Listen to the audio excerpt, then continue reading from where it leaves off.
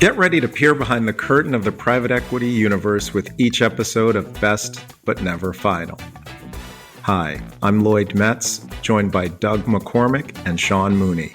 Together, we'll navigate the corridors of private equity, revealing the uncommon knowledge, challenges, successes, and lessons that drive the world of private equity and business forward. Let's go.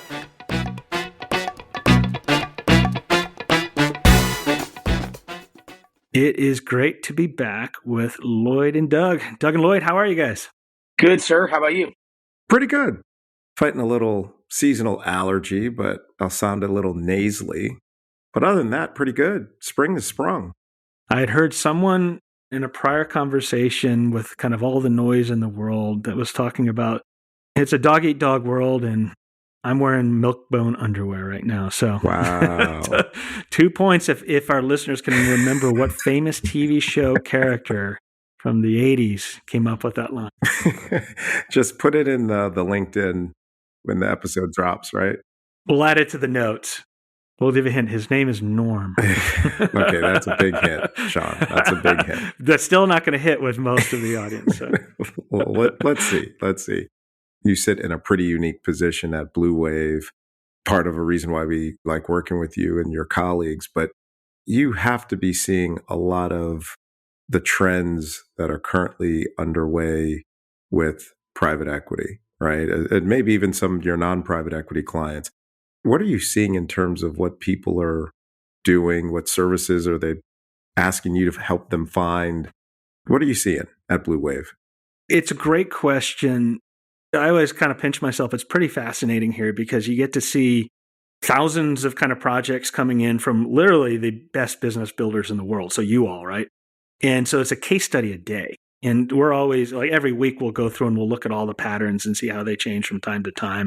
And then at the quarterly period, we then pull the lens way up and we take all of the project activity and we turn them into charts and are able to tell the stories of the best business builders. And so this is kind of like the key pivot point of one of the, I think, most exciting times in commercial history.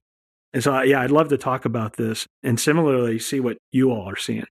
And so maybe I'd suggest, Lloyd and Doug, what do you think about maybe we break it up by what's happening in kind of due diligence, which is the kind of the assessment phase, and then value creation once you own the business, what people are doing, kind of the cutting edge.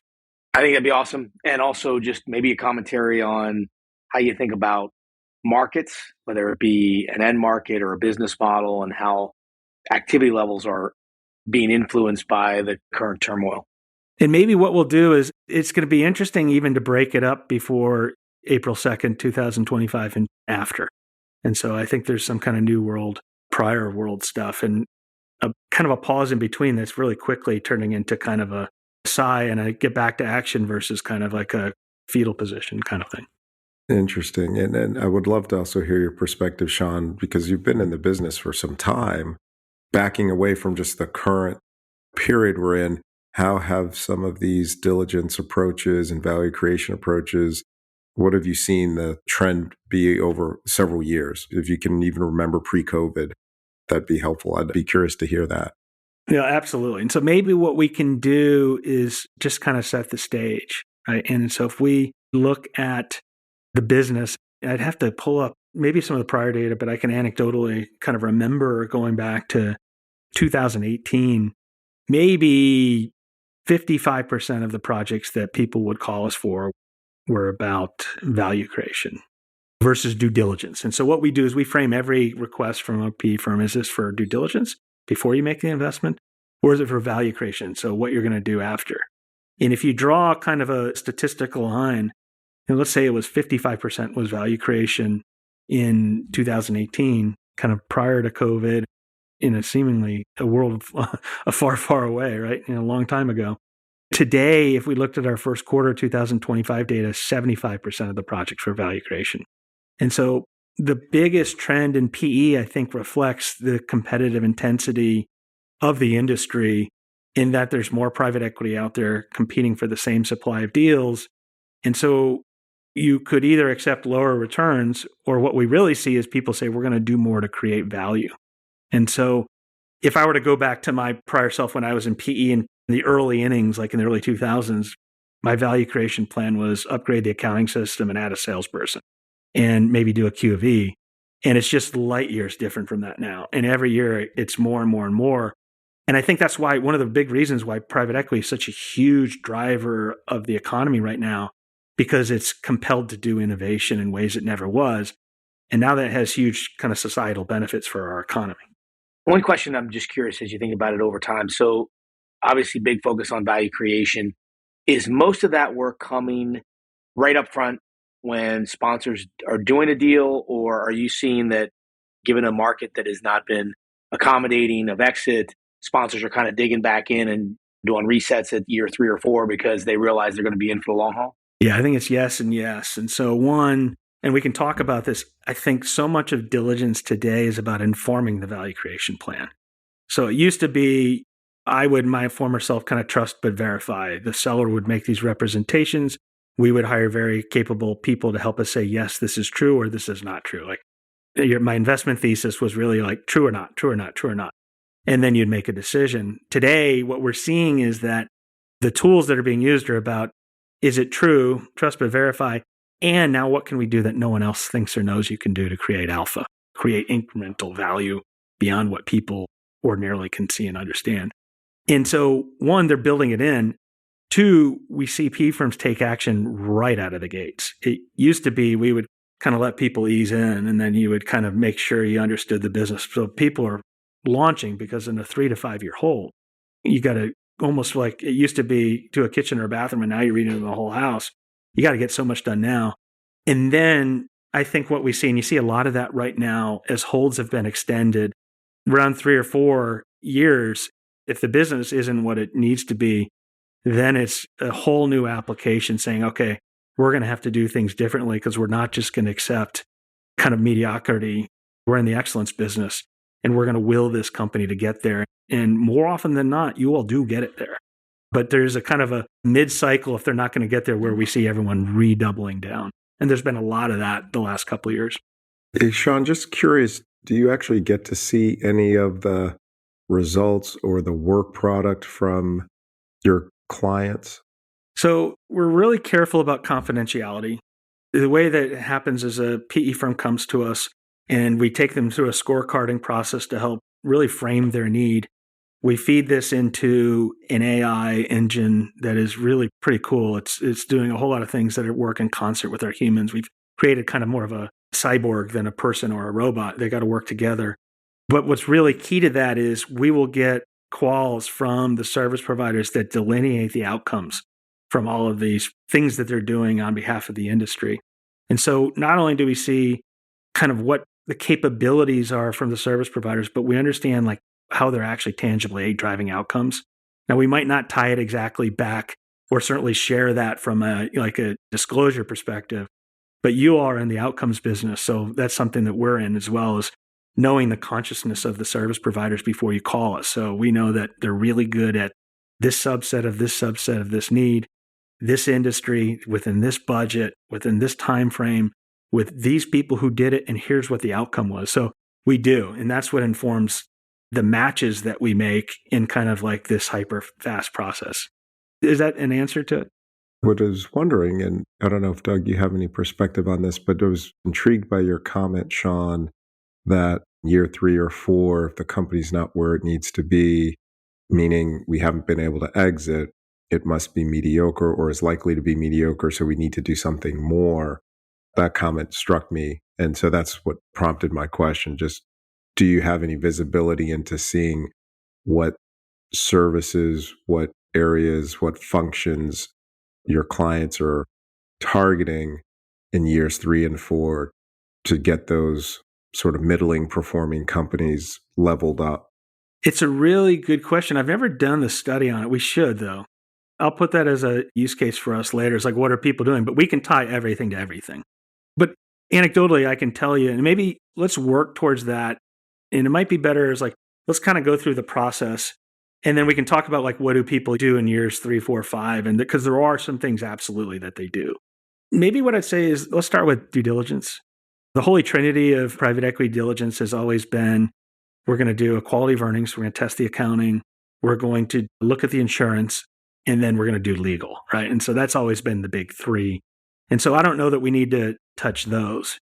And then two of the things that used to be firmly in the not must have, but kind of high need to have, and now kind of compulsory category coming up are tech diligence and market studies, commercial due diligence. If we take the tech diligence, what it used to be when I would use it back in the day, it was someone go in there, make sure we're paying for the right Microsoft licenses and that there's like antivirus software on the computer. And please tell me there's not a server in an overheated closet. So that was kind of what it is. And by now, I think most companies have kind of transitioned to the cloud or will. And really, it's yes, are they compliant with the software obligations that they've had? It's yes, they don't have a server in the closet anymore. And really what it's moved towards is, do they have software? Almost every company does. If they do have software, is it organized and notated and secure? And can they legally use it? If they've kind of patchwork quilted all these software that's available on different boards and then suddenly they're not allowed to use it. So people are looking at that in a different way because software's everywhere. Two, cybersecurity is much more intense for good reason, right? That's wipeout risk now. And then three, what's coming up very quickly and here now is, what are our data assets? Are they secure? And if they're secure, are they able to be visualized? If they're able to be visualized, are we analyzing them? And then what can we do from an AI application standpoint to drive synthesis, speed, and efficiencies? So the AI streams are being brought in very rapidly. And often now we're getting into the trust but verify because everyone now says they're an AI business. Right? You're like, no, I think you're a waste hauling business. Like, no, we're an AI business. You're like, what? On the AI diligence, so it sounds like in many cases, it's really an opportunity assessment where people are saying, here's the business model. What is the art of the possible in terms of how I may employ AI to dramatically change an outcome there? Is that the way to think about it? It's 100%. It's a little bit of both, right? Because they also want to see, are the foundations there? Is the stuff we have protected? And if you can't protect the house, then why have it? Two, it's like, do they have the data organized? Because if you don't have your data organized and you're not maintaining it like a machine, then it's garbage in, garbage out, and you can't do any of this really cool stuff. And that's the unsexy stuff that no one wants to deal with, particularly in most organizations.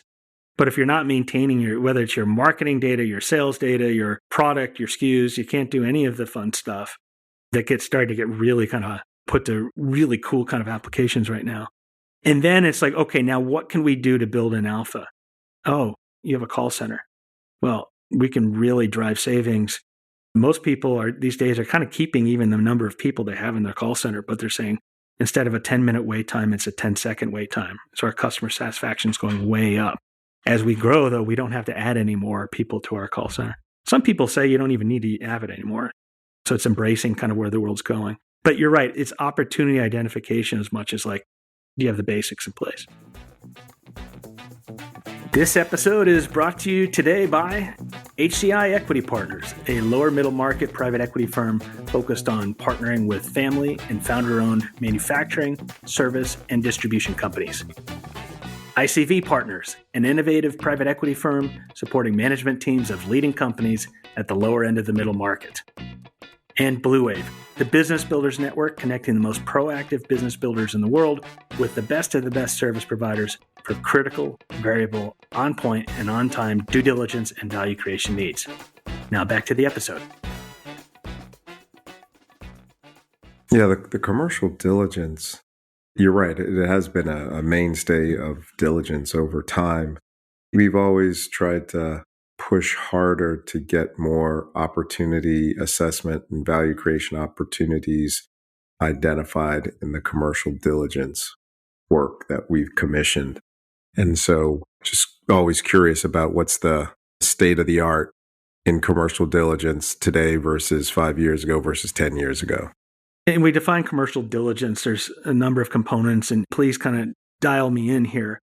But first, it's what is the size of the market that this company plays in? And most people will get a deck from an investment banker that says they participate in a $50 trillion market that is growing 50% per year. And you're like, what? No. Well, what about the part that, well, actually, they serve a $20 million segment that's flat. And so it's using these really excellent market strategy firms that can say, what is actually the market they serve? How big is it? And what is it really growing at that's addressable for this company, not just the total possible market? And that's probably where a lot of it kind of began and ended several years ago. What's the size of the market? And then where it progressed was, okay, how does our company play in that market? What is their market share? And then how has that been changing over time? Because really what matters also is, like, are you getting market share or are you losing market share? Are you accelerating in that or are you decelerating in that? So much of the story is told there. And now that's kind of part of the story as well that people have been doing for a while. And then what you say is, well, the next kind of module that you add on top of that is like, well, what do our customers really think? And so they'll add a voice of the customer study where you're calling 50 customers. And then you can get a real good sense of, do the customers like this company? Are they going to do more business with them? Are they going to do less business with them? Are they going to churn? What do they want? Do you have the ability to increase prices or are you going to have to decrease prices? In some ways, I think that's the most valuable part of all of it. It's like, what do your customers think about this company? But then that starts informing what's coming up next is people are building in what's our growth strategy? Can you validate that the company can grow the way that they're saying they're growing in these markets? And then most importantly, what are some of the ways that we can grow this company that no one knows about? That gives us edge, right? We're now looking at this platform and Acme investment bankers are selling as a 10% growth company. We actually know it's going to be a 20% growth company. So I can pay a market clearing price. Well, and fundamentally, I'm paying less than everyone else. No one else knows it. I've created alpha. And so that's where I think the edge is like, now it's the real thing is like, what can this company be versus what it is? Yeah, Sean, I think back to your point about like parts of diligence that are table stakes and then parts of diligence that are cutting edge and evolving. I think that one you just highlighted in terms of what it can be, I think everybody's always has the thesis around that, but I think very few people are actually investing the hard dollars to have the tangible plan. By the time we close, people talk about the 100-day plan, the 6-month plan, but it's kind of hard to be informed enough about the industry and the business to have that all baked day one. But I do think that's like kind of the next frontier of where people are spending time. It's also the one that's the hardest to underwrite and the one that's hardest to drive accountability with the team, and both investment team and management team, because then you got to operate in a world that's changing rapidly and it's hard to figure out like where's attribution reside. But I agree with you. I think that's really exciting and compelling. Yeah. And I think where a lot of this is going, we would talk about the 100-day plan, but I think really are coming out, we need a 1,000-day plan. What are we going to do for the first 3 years? But I think to your point, Doug, it's a really good one in that this is our strong hypothesis of what's going to work. We're going to hit the gas, but we're also prepared to do lefts and rights and brake and gas and brake. It's kind of like the OODA loops that we've talked about with Colonel John Boyd, right? It's like you're going to constantly be going through this observation, orientation, decision, action loop, but we're hitting out of the gates fast. But I still think as you look back on this, probably like every deal I did when I was in PE and even here, like every time I dare to look back, we get to where we thought we'd be for very different reasons than our original hypothesis was. But it's like we're taking that first step and we're going to be going. I think that's part of it. It's like it used to take me 6 months to get to that point after we owned it. And it's like, how do you move that 6 months forward and all the lessons learned so that by the time you're at 2 years, you're really where you would have been. Maybe it was 2.5 years. Now you're there at 2 years. It's this kind of speed of alpha per hour kind of concept that people are thinking about. The only other life hack I'll say on the market study thing, beware of like the big name generalist or just the generalist in general, because what happens now in the investment banking world is they hire a sell-side market study group that's included in the data room. That sell-side group goes to one of 2 expert networks, maybe 3. Those 2 or 3 expert networks all get the same people. And so they get the experts from like 3 or 4 of the same people. And then a private equity firm will hire the generalist buy-side group that then calls those exact same expert networks, who then talk to the exact same 3 to 5 experts to inform the deck. And so what everyone gets is they think they're getting alpha, but they're getting beta. If you take it down to the primary sources, they're often the same. So really look for the groups that like live and breathe in those areas and are like in the strategics boardrooms, or maybe had done the buy side or the sell side study for that company 4 years ago. And they can see, Doug, to your point, like how it really turned out. And so that's what you really want is like you constantly in search of alpha.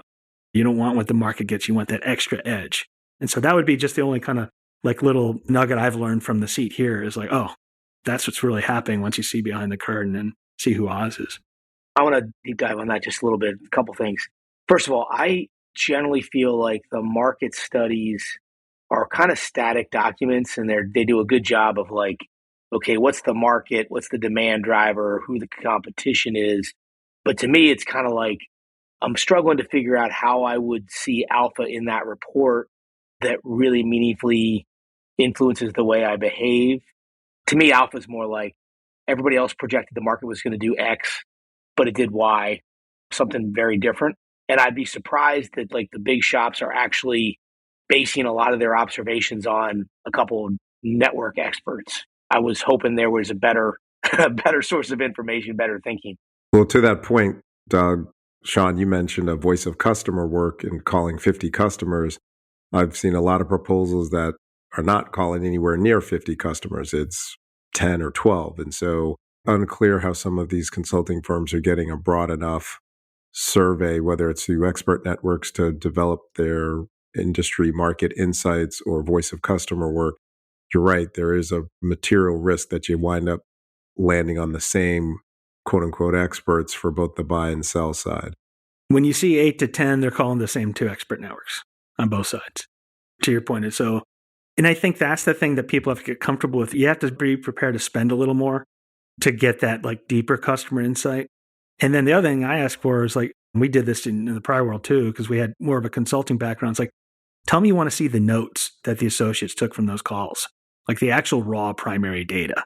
And so that's another thing that you can ask for to get more of a feel for the data for your teams, like what's really going on there. And like, you don't want to have it distilled into a directionally correct line that shows up in a pretty PowerPoint. That's another thing that's like, how do you just get more sense for it? But the other thing is like, so often they just will do the study on the existing addressable markets, but you put it to them as part of this voice of the customer, as part of this other work.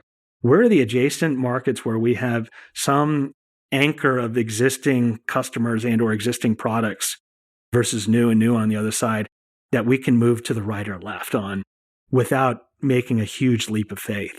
That's right. Where you have the right to play and the right to earn that business. The good reports with the voice of customer address that. I've seen, not as often as I'd like, but a voice of customer report where it's, are they happy, engaged, almost like promoters, like the net promoter score, or are they reluctant customers, right? They're disgruntled, they're less than thrilled. So if they were given a better alternative, they take it in a heartbeat, right? That has also been a useful in some of this voice of customer work. I'd rather have both in a report I commission. I think it's absolutely right. And hold them accountable for that. And so much is about setting expectations like, here's what I want and what I need as part of this product. In some ways, the squeaky wheel gets the grease, right? You got to say, this is exactly what I want.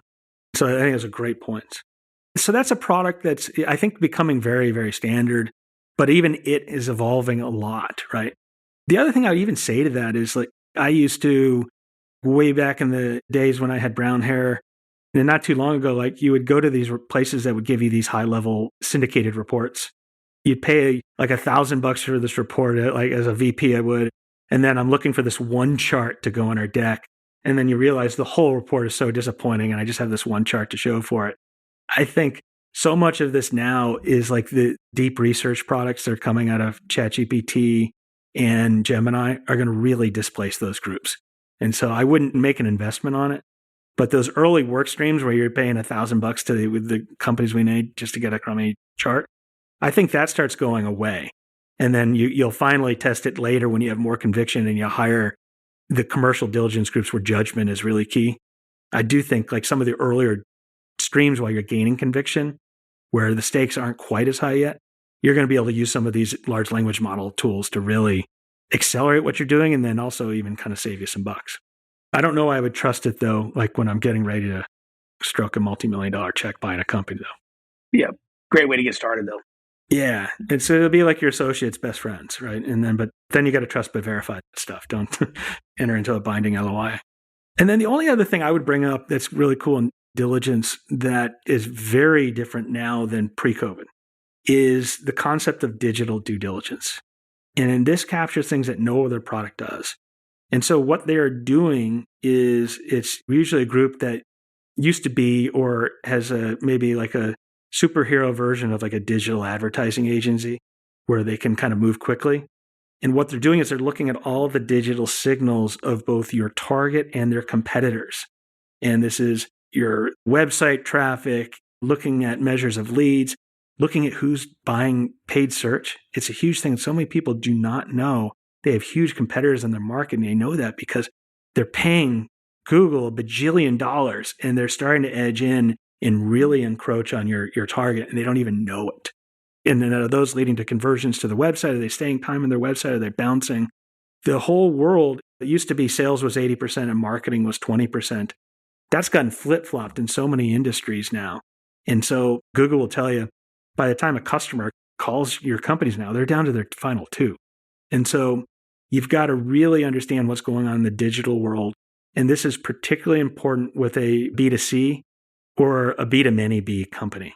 Because then you can even do like local analysis, anything multi-location, residential services. But even I just think any company can benefit from these. They're not that expensive. You can kind of buy them in a modular way. And it tells you something that is so critical to where the world already is and is going that none of those other products will tell you. That's a good suggestion. And just reflecting on some of our portfolio companies, some of the newer ones and some of the ones that have been in portfolio a few years, we've gotten a lot better at the digital diligence, the tech diligence, the systems diligence, ERP implementation. And then next level, we have to get folks on the page with organizing their data, right? Because otherwise you aren't able to take advantage of some of these neat tools. Yeah.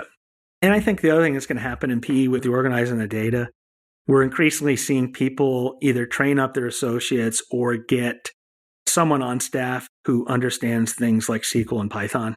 I'm sure you're seeing this. In some ways, what sellers are doing is just putting so much data because it's requested, but it's almost overwhelming. And you just can't cut through it with Excel as easily. And so we'll see groups that will either kind of rent a data visualization group to just go into the data room and cut it all into pieces for them, or get someone on the team who can really just make use of it, visualize it, run more advanced statistical analyses. That's another area where I think the future of kind of like deal teams are going. Say more about that. What do you mean they have a data visualization person go into the data room and cut it up into chunks?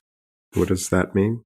Yeah, so particularly with customer and product, the classic unit volume, revenue, profitability by customer, by product, by segment, there's more and more data that's getting dumped into data rooms. And so they'll get someone like, hey, can you come in and just really do some very quick advanced churn statistics, cohort growth analyses, lifetime value of the customer acquisition cost, and really kind of cut through this data in a really kind of beautiful way, but not only give me the answer, but show me what it looks like. Because so often like the trends in even as simple as like Power BI or Tableau, they really pop off so much, at least to me. You can see things very quickly, and then you say, well, look at that part. And then you pull the onion back, and then now look at that. And then now it's like, now run a regression and show me if there's actually correlation associated with this trend that I'm seeing. So I think data science is another big thing that you can lean into to get. It used to be more like you can just look at the pictures. Now you can have a number that says, yeah, this is correlated with that. Does that make sense? Yeah. I thought that's what associates were for, though, now. Yeah.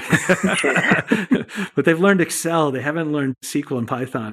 It's interesting here. So we had one of our data analytics folks here just teach tons of people SQL in our company. And so particularly on like marketing, so they can start querying our databases and doing it self, in parts because we had like a line out the door from our BI lead. And so if you kind of like teach them to fish a little bit, and my sense is that's a bridge. So as I even hear myself talk about it, a lot of this will just be, you're going to be able to query, hey, tell me if there's any correlation here in this data set, and it'll do it itself. And that stuff is just coming out like right now. Maybe we talked about the office of the CFO later. There's some really, really cool stuff that's coming up. Hey, Sean, as you think about like this evolution that you're kind of outlining, I'm curious. We had Michael Allen on last episode talking about his view on the tariff environment.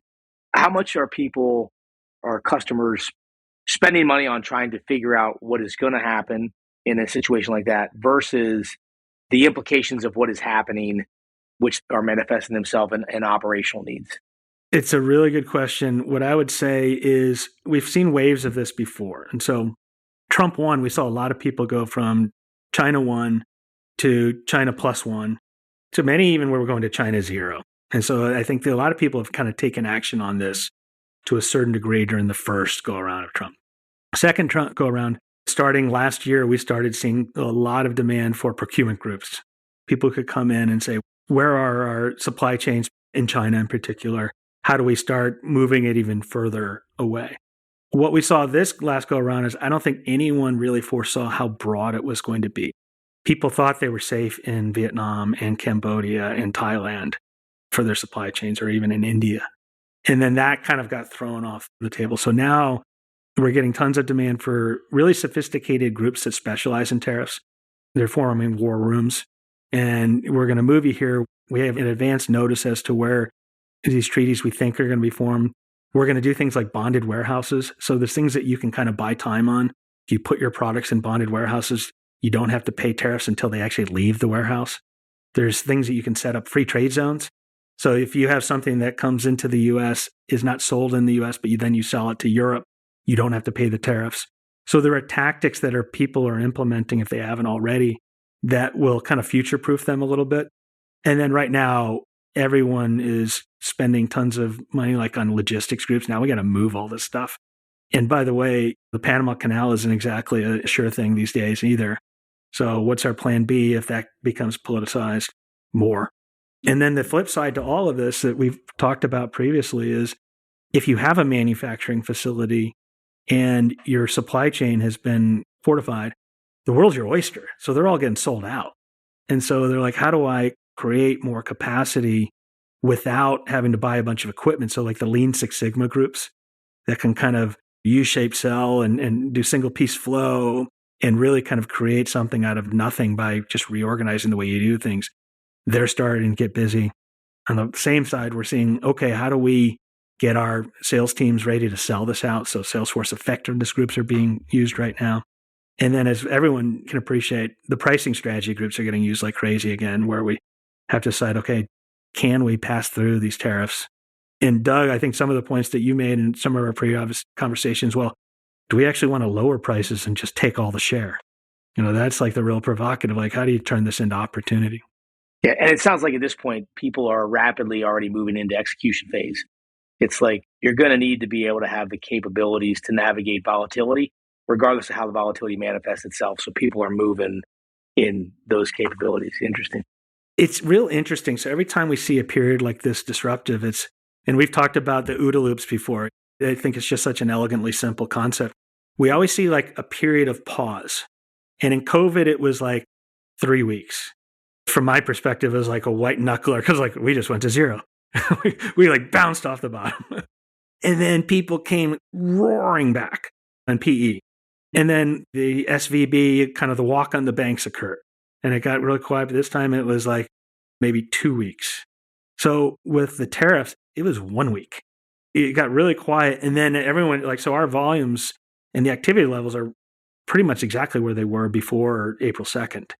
I think there's this really strong bias to action in your worlds where it's like, we're going to take a look, we're going to form a hypothesis, we're going to take action. We're not going to just go running into tunnels and see if it's a train or a light at the end, but we're going to get it and then we're just going to move forward, be a buffalo, go through the storm. So I've mixed 7 metaphors there. Lloyd loves it. Yeah, you kind of did actually. I was keeping track. I was writing them down. We got to do a metaphor count. I got a couple more in me. Buffaloes through the storm. I still like that one. We hired a new CFO recently, and he's bringing all new metaphors for me. So I feel refreshed. Let's go down that path just a little bit off to the CFO. And I'm interested in how you see that position evolving, but also how it's evolving in the context of diligence. Well, let's talk about that. When you say diligence, what do you mean in terms of the office of the CFO?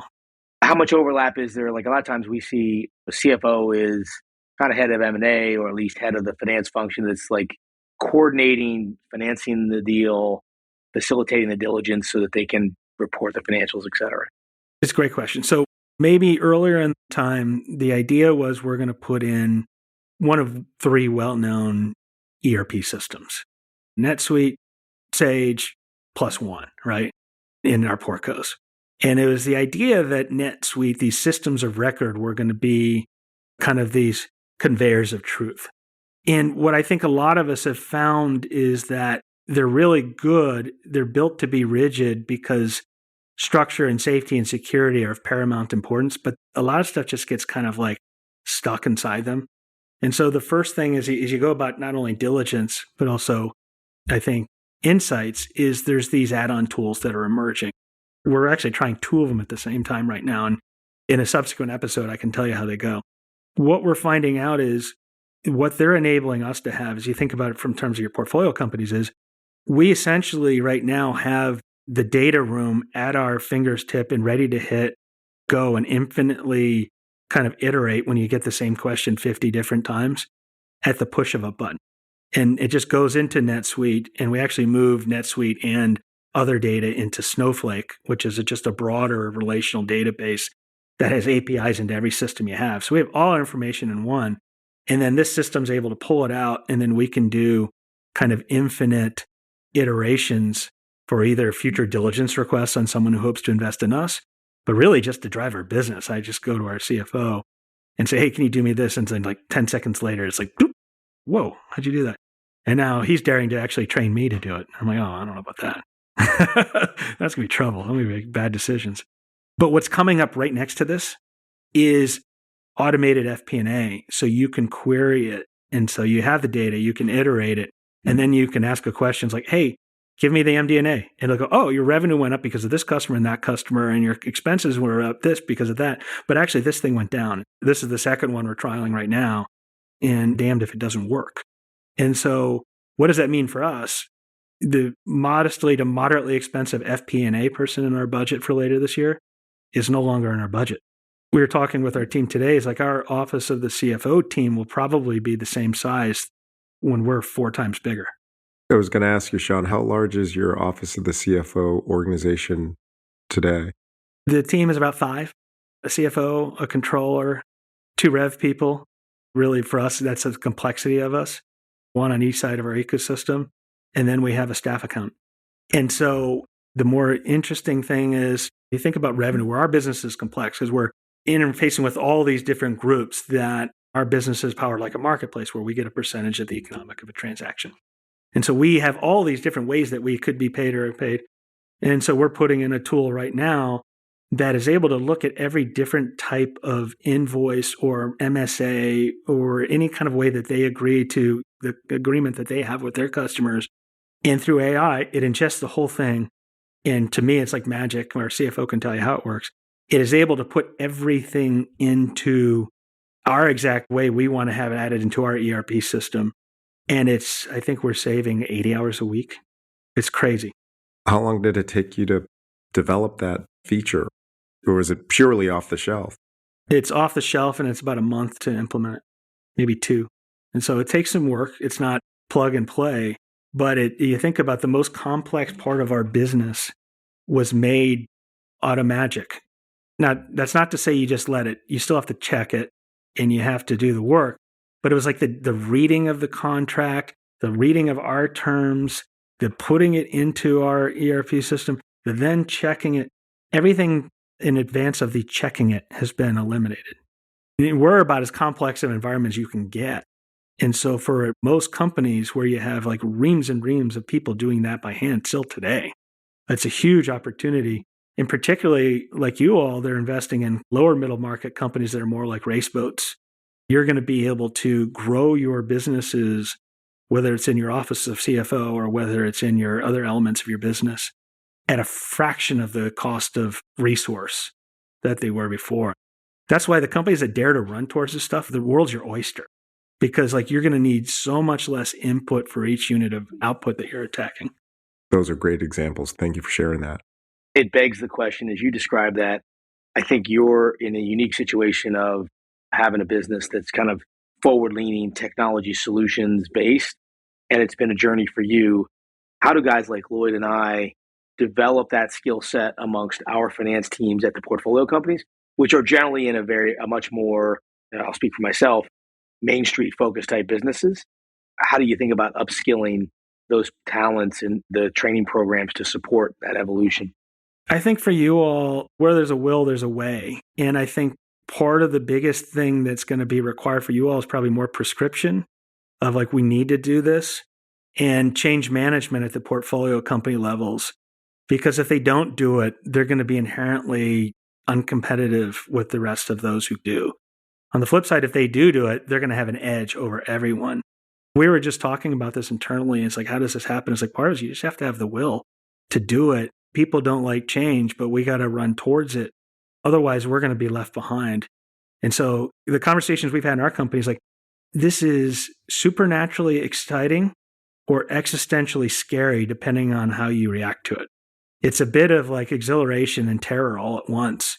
And so what we've chosen to do is, we talked about this before, every new person who joins our team that reads Who Moved My Cheese, it's a great book. Every year, the whole company reads it together, and we talk about the world is changing, and we can either change ahead of it and go get the cheese when it's moved and get fat and happy, which I'm really good at, the fat and happy part, or we can resist it. And so I think for you all, the biggest thing is you got to impart upon your own teams how important this is. And then you can candidly send them to us, and we'll just stitch them up with all the stuff we're skunk working on ourselves. And so I'm in like real life empowered to do all the fun stuff I wish I could do when I was in your seats, because I just constantly like meddle and play with us in terms of like the cool things that we can do. I don't know if that resonates at all. It does. It does. It does for me. I'm going to take you up on what I thought I heard was an offer in that statement. Yeah. So No, 100%. take you up on that. We don't need to like squirrel away all the stuff. It's so exciting is the way I think about it. And if you have software teams, it's so exciting. And we've just added some new things. And you have to have ability, by the way, to like what you'll see on these things is like you're going to add it in, it's not going to work, you're going to take it off. And so we've done that. Part of it, we've been training ourselves with building these AI engines. Like I never really appreciated soccer growing up in Texas. But in some ways what I've learned is like the art of like the pass back so you can go and score a goal. And so we've gotten comfortable also. It's like, oh, that didn't work. Take that out. Now try again with more knowledge. And that does work. And so even one of the tools that we're using in our office of CFO, we brought in one, and the other one's like, well, this is better. And so what you really have to be also thoughtful about is your contract strategy in these tools so that you can get out of them. You're not forever locked in. So don't lock in anything more than a year. And then you try something else because the period of innovation is so rapid right now. We were going through our data and just in the last month, we have doubled the productivity of our tech dev team. And in the last week, we're putting in tools that are allowing us to do literally in minutes, which used to take us weeks and months. Wow, it's your in-house software developers? Yeah, and our AI team. So Sean, if I go back to just like the broad diligence discussion we started having, I'm curious how you think about ROI broad. So there's a couple different ways we could think about that. If you were saying you had precious dollars, what's the highest ROI opportunities that you see out there for sponsors as they evaluate the portfolio of activities? And it's not always highest ROI wins because sometimes it's risk adjusted. What do you see as the things that like these may be incremental returns, but they always knock out a solid double? And so I highly recommend them. Do you have any broad guidance for people? By far the highest ROI, the cheapest investment, the biggest return is making sure every one of your employees have access to something like ChatGPT Teams, which won't train on your data. They have protections built in. I think it's like $20 a month or something like that. That gives everyone an agent to be an assistant for every one of your team members. Like hands down, number one ROI. Even from just like writing parts of your decks, that whole blank page phenomenon is just like, you can't sleep on that. The next thing that I would say within diligence, within certain cohorts that I would add for sure is the digital diligence. And particularly with company where there's large N of products, large N of customers, where there's a lot of complexity, where you can get a good sense for what's going on. And then what I would say is try it and just buy like the smaller modules. The good ones will sell it a la carte. You don't have to do the whole thing. Like do the I'm from Missouri and try it part. And then the last thing I'd say is like if you're doing commercial diligence, invest in that next part. Give us our growth strategy that we can hit on. The other thing I would do is like take some of your precocious associates who have either done data science before or knows a little bit, just to have them play with the large data sets and just try to put them up in something like Hex, which is a really cool, flexible tool where you can start seeing the power of the visualization stuff. You don't have to go and get the PhD data science person out of the gates. Super helpful. Especially that last part. Yeah. That's great. This has been super helpful, Sean. Thank you for the tutorial. I've taken a lot of notes on this. Lloyd, I don't know how you feel about this, but I always feel like the private equity industry is always moving quickly and evolving. And I think that's true. And I think, Sean, in some ways, you're on the tip of that spear. And so as I think about the pace and evolution of what you're seeing, I think that's a precursor to what will come down the pipe for Lloyd and I. And the only other thing I'd add, like if you think about, we talked about the diligence, like where's the highest ROI? For your value creation for your portcos, I would say the same thing about ChatGPT. Don't sleep on security. You don't want them putting stuff in there, even though they say it'll be fine. I still am paranoid on those things. So if you use like ChatGPT teams where they explicitly contractually say they won't do it, you can feel it's safe. But really, the big ROI for your companies right now, particularly the traditional economies are getting started, don't have them sleep on their data strategy. Meaning, like, get your data organized, clean, get it into something like Snowflake, which is really cheap, and then just visualize it. For particularly like your sales and marketing teams, put their KPIs up there and show it to everyone. You'll see them get real competitive real fast. And the beauty is you can also then bring that data back to your PE firm and you can see in real time how your portcos are doing. And so everyone's talking about the really super like neural networky stuff. The best ROI is like get the lowest level ChatGPTs. You can get some amazing stuff just on YouTube to train up, or your Instagram that'll teach you how to do the prompt libraries. And then just visualize and gamify your business through that, and you'll be ahead of like 90% of the people. You don't have to like do something too crazy. Yeah, that's definitely something to go do now. I'm fired up. Thank you, Sean. Yeah, and if you guys or other people want the people to do the easy button at the risk of doing a plug, which I don't intend this to be, like there are groups that are really good that are affordable by lower middle market firms that can get you up the curve super fast. So you can spend time on Google. You can ask ChatGPT, although I wouldn't trust it on that. Or you can just call us and we're free to use. And so there's a lot of exciting stuff. The key thing for everyone is you got to take that first step and then next one. Otherwise, then you're like, oh, we're way behind. You keep up at least by making that first step, and then it's real easy to turn it into a jog after that. Well, Sean, appreciate you sharing. You carried the load on this episode for sure, but it was fun for Lloyd and I to pepper you with questions. So thanks for the discussion. Yeah, I'm not sure you were expecting that when you started today, but I certainly enjoyed it. It was fun, and you all know I love to tinker with things, and so this stuff is like, these are all gadgets that like warm my soul. So I appreciate the opportunity to get all excited like a little kid talking about them. Thanks a lot, Sean. Thanks, Doug. Good stuff, buddy. Thanks, guys. A special thanks to HCI Equity Partners, a lower middle market private equity firm focused on driving transformational growth through consolidation strategies by partnering with family and founder-owned manufacturing, services, and distribution companies. Learn more at hciequity.com. ICV Partners, an innovative lower middle market private equity firm supporting management teams of leading companies at the lower end of the middle market. Learn more about ICV at icvpartners.com. And finally, Blue Wave, the Business Builders Network, connecting the most proactive business builders in the world with the best of the best service providers for critical, variable, on-point, and on-time due diligence and value creation needs. Learn more about Blue Wave at bluewave.net. For further information on HCI, ICV, and Blue Wave, and relevant topics discussed here in the episode, please see the episode notes for links. The views and opinions expressed in this program are those of the individuals presenting and do not necessarily reflect the views or positions of any other persons or entities, including those referenced herein. No representations, warranties, financial, legal, tax, or other advice are made herein. Consult your advisors regarding any topics discussed during this episode.